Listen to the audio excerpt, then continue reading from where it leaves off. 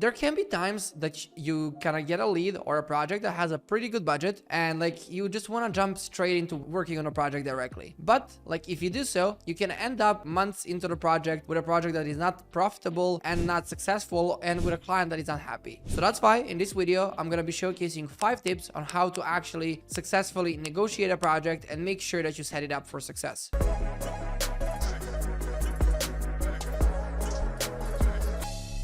A little bit more about me. I'm Uros and I'm the founder and CEO at Flow Ninja. And over the past 4 years or something like that, I'm not quite sure. And like how my I'm working in Webflow since 2015, and like the agency has been running for the past 4 years almost, and like even more maybe now when you're watching the video. We work with a lot of clients and we've made a lot of mistakes. So that's why I wanted to record a video and showcase, okay, what have been some of the things that we actually implemented into our processes to make sure that we negotiate better, for the client, for us, and to make sure that the project is a success. So the first thing that many bigger agencies like that I've seen kind of have on their sleeve, and that is a discovery workshop. If you go on the link down below, you can actually download our own discovery workshop that we charge our clients anywhere from 3 to 5K. And that is actually identifying what the project scope is like in the end. It might be tempting, let's jump straight into work. But if you don't have the clear goals and the clear KPIs and like the clear idea of what the project needs to be overall, why is this deadline important, who's going to be working on what, in bigger projects, if you don't have that, you can basically end up in a messy situation that's not gonna return any results for anyone, and that can actually lead you to a catastrophic result in the end. So that's why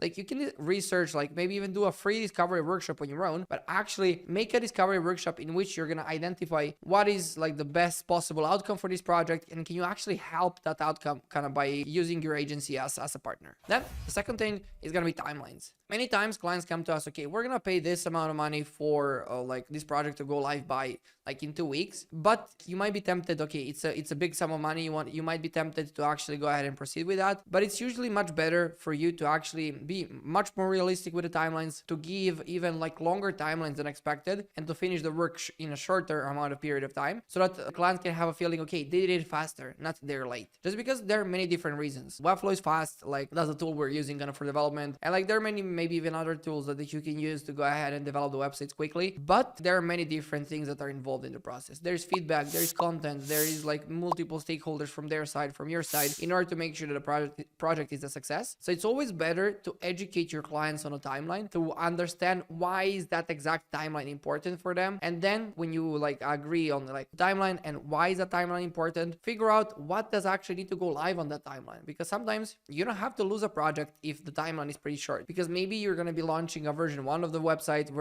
just a landing page or something like that. It doesn't have to mean that every single time when you're launching a project, you're going to launch a full-blown project on that specific timeline. Basically, you can just figure out with a client what you can actually do in terms of that. And then a pretty great tip I'm using like in the agency is asking your client in which quarter they want to launch. Because if you ask the client, do you want to launch like in the next 2 weeks? If you say 3 weeks, then it's like a lot more time. But if you ask them like, is this your priority for Q1 or Q2? You have 6 months of wiggle room to play around with. So like you can say, yes, we're accepting projects for Q2. We can work with you, because we try to be a boutique studio and work with just a select number of clients that we can actually help out on a month-to-month or like on a quarter-to-quarter basis. But it's going to set you up for much better negotiation when you actually need to see when the project needs to go live, what needs to go live, and what you can do with that front. The next thing is budget. I mean, like personally, me as a CEO, I never give discounts. Like that's like just a thing I don't like doing. You can just try maybe giving some bonuses. Like never try to underappreciate your work by offering discounts. You always need to be upfront. Okay, this is like our price because of this,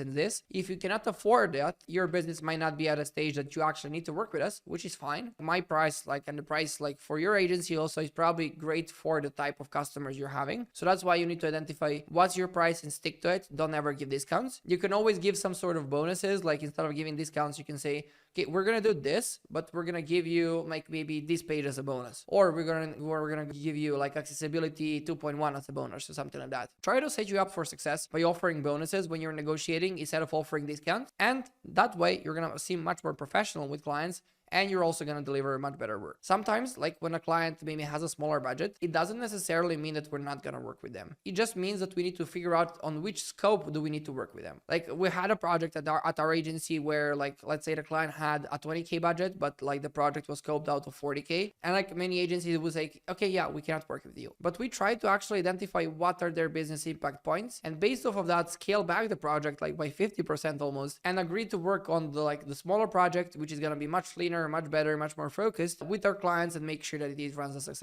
a success in the end. Just try to figure out, okay, like the budget doesn't necessarily need to be a deal breaker. It's just about what are they going to be getting with the budget that needs to be a deal breaker, and how you position yourself kind of with the budget itself. Hello, I like money.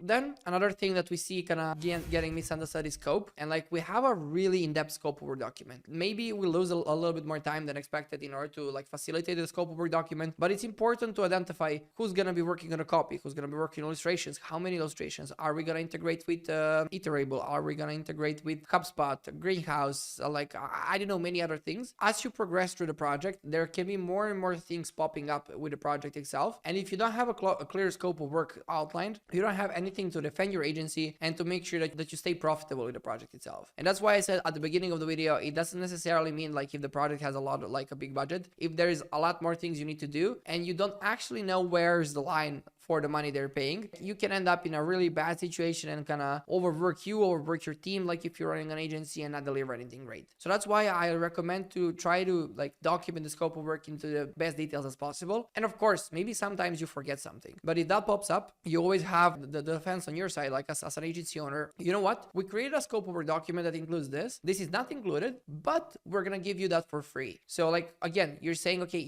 they're getting a bonus. They're feeling much better as a client if they're getting a bonus, instead of saying, okay, well, let's just do this, and then they don't value those extra things. So by setting a limit and then deciding, okay, am I gonna give that as a bonus or am I gonna charge that, is gonna set you up for long-term success. And then the final thing is responsibilities. I mean, like try to get things straight even on the client side. We've made many mistakes on not actually communicating, okay, you know what? If you're gonna work with us, we're an agency that focuses mostly on business results kind of with our websites. So you're gonna need to spend time with our team to actually showcase your product, to showcase your journey, to showcase your vision and mission. Like whenever we're sending feedback, we want feedback like in the next 2 days or something like that. Just I try to be as clear as possible, like in terms of the responsibilities your clients needs to have in the project negotiation, so you can make sure that even if the project is late, you always say, okay, we actually added to the scope of work that you're going to need to be available for like 48-hour revisions or like something like that, kind of feedback rounds. But your feedback rounds were 2 weeks. So that's why everything took twice the longer, like on the overall scope, because we couldn't proceed to work as expected. So you always have a clear guidance, and that even like it doesn't necessarily mean that it's going to be bad, that even the client knows, okay, this is going to be my responsibility for the next like 2 or 3 months until I finish this project, so that they can plan better, that they can plan accordingly, and that you always be as transparent as possible. Now, I mean, like we try to focus on like on small things like kind of transparency, like we also like to call it a 6-star experience, where we try to actually figure out, okay, we're all humans, we're all gonna make mistakes,